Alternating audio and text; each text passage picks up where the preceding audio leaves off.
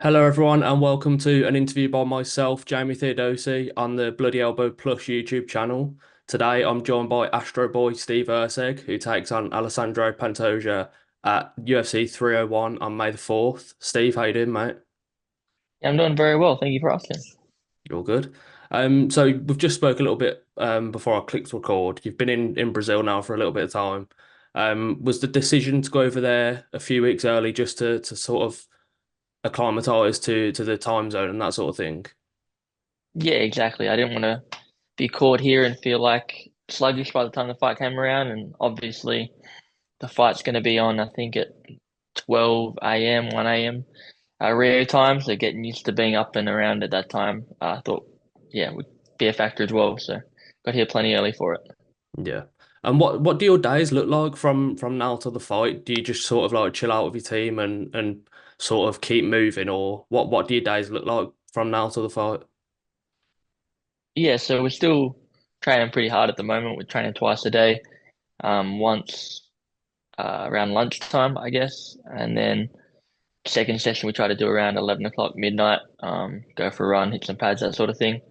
And then yeah, throughout the days, sometimes we go to the beach, sometimes we chill at the pool, sometimes I sit in my bed and watch YouTube videos. It just depends on the day. Yeah. Before we touch on the fight coming up, I want to sort of rewind back to the fight with Matt Schnell. That was your first fight, obviously fighting at the UFC Apex, and that's somewhere that's sort of divided opinion amongst fans. Some fans like it, some fans hate it. I've spoken to some fighters that obviously do hate it. What was your experience fighting there? Like, did you enjoy it? Did you think it was different? Did you sort of miss the crowd? What was your experience? Yeah, I definitely prefer have a crowd there. It makes it a little bit more exciting and that sort of thing. But um, once the fight started, I didn't notice any difference except for the fact that I could hear his corner very clearly. So every time they said this, asked him to do something, I was like, oh, okay, I should be expecting this back, and I could defend in this way. So I felt like I got a lot of information out of it. And yeah, it didn't bother me too much, but yeah, it is more exciting with the crowd. Yeah, for sure.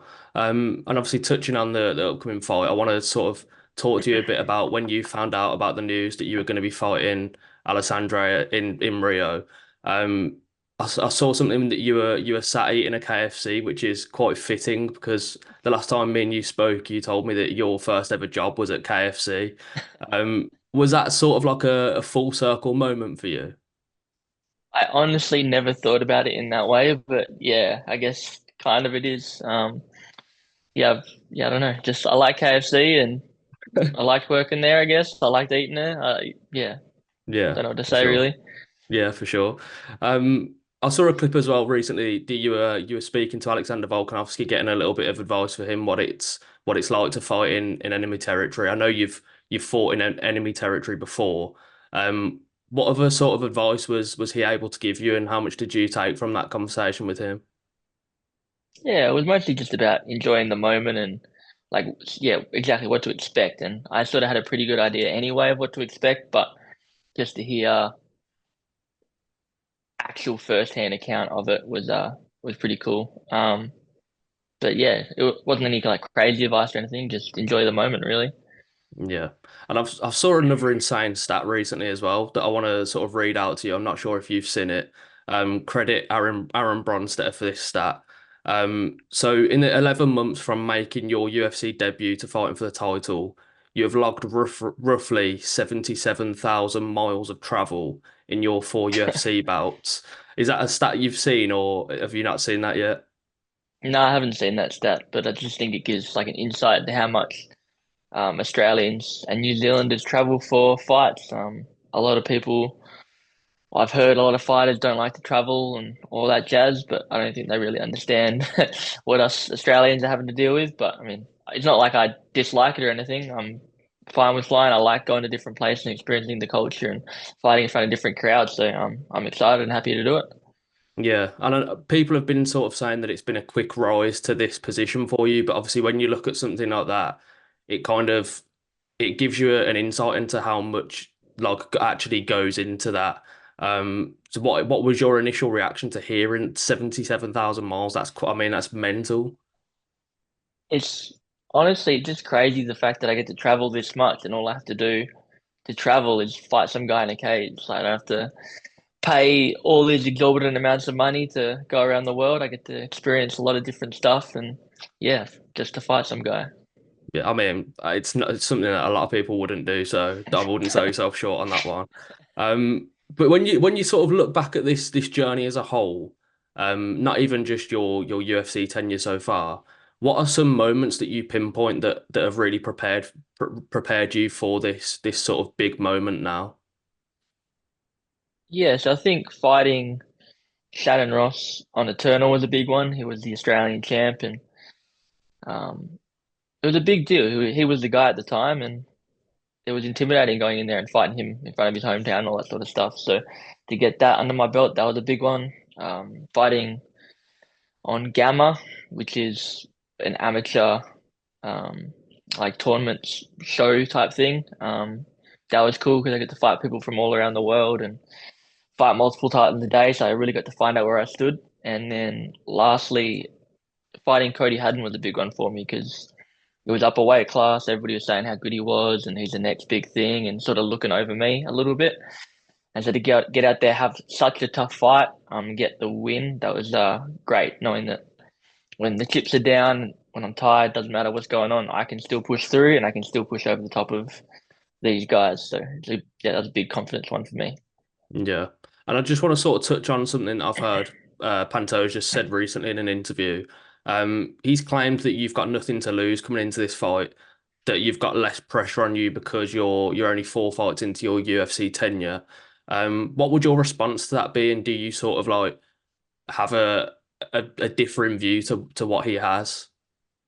Yeah, definitely. I think I have everything to lose. My whole life has been sort of building towards this moment to say that just because I haven't fought that much in the UFC, that there's no pressure. I mean, this is what I've been wanting my whole like yeah for a long time. So I'm coming in here to take a win, and a loss would be devastating. So I'm gonna do everything I can to make sure that I get my hand raised, and he doesn't. Yeah. And sort of touching on him as a fighter more in depth, what would you say his main attributes are that you're sort of pinpointing and having to go in there and be wary of?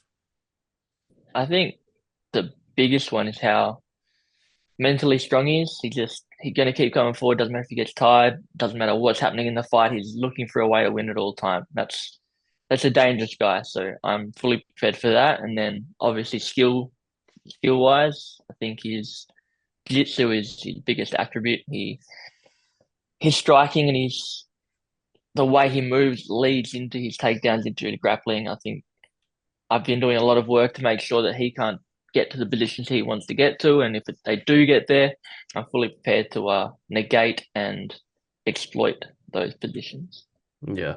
And you've just touched on it there, his sort of his heart and durability. As an outsider looking in, I've always thought that it looks like he gasses out like relatively early in his fights, but then he just has that sort of dogged mentality where he just carries on. Is that something that you see happening in this fight where you have to break him down over 5 rounds, or do you see it playing out differently to that? No, for sure. I think he's a world champion for a reason. I don't think he's going to be out there. He's not. I'm not going to be able to put him out of there easily. So I'm going to be. I'm going to be trying. Yeah, as you said, trying to break him down, look for ways to get him out of there. But at the end of the day, it's going to be a really tough fight, and I'm willing to go to pretty dark and bad places, and I know he is. So it's going to be good fun. Yeah. Has being in Brazil for a few days sort of like given you an insight into how you think the crowd might be come fight night? No, not at all. Everybody in Brazil so far has been, yeah, great, lovely, very friendly. So um, I imagine that's going to change, not in the public, but at the fight, it will be very different, very different. Yeah. And I know people have asked you about that a lot about fighting in his home country, but I want to ask you how you think that may affect him because he may go in there and think that there's an added pressure that he needs to really impress his fans. Do you think there is part of that going into that fight? Yeah, for sure. He'll be he'll want to represent for his country, so I think he's going to come out a little bit more aggressive than even some of his previous fights. So I'm expecting that, and yeah, as you said, or as I said earlier, it's not going to be easy to get him out of there on a bad day, let alone when he's trying to fight in front of his home crowd. So, he's going to do everything to try to win this for him and his country, and I just have to push a little bit harder. Yeah. And then the last one I've got for you, Steve, is I just want to sort of ask you to give the fans an insight into the growth of MMA in Australia and New Zealand as someone and fans out there that won't really be able to understand that growth as a whole, a sport like MMA in those countries. Can you just t talk to us about how much it has grown over the past few years with fighters like Alexander Volkanovski, Israel Adesanya, and yourself now looking to take gold back to that region? Yeah, I mean, when I first started fighting, we weren't even allowed to fight in a cage. It was illegal in WA. We could fight only in a ring, and people would be falling out of it, and all sorts of chaos. And then when I'd be telling people that I did MMA well, I never said I did it for a living. I said, but I compete in MMA though. And they didn't know what that was, and would ask me if it's like professional wrestling and all that sort of stuff. And now it's very recognizable. People know who Volkanovski is.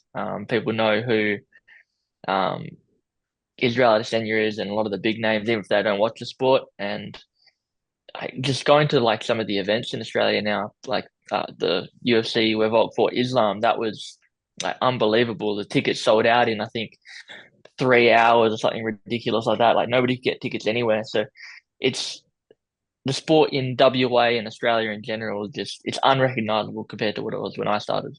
I'll let you get back to your evening. Best of luck on Uh, May the 4th, and I hope the rest of the camp and the rest of these 2 weeks go well for you. Thank you very much. Appreciate it.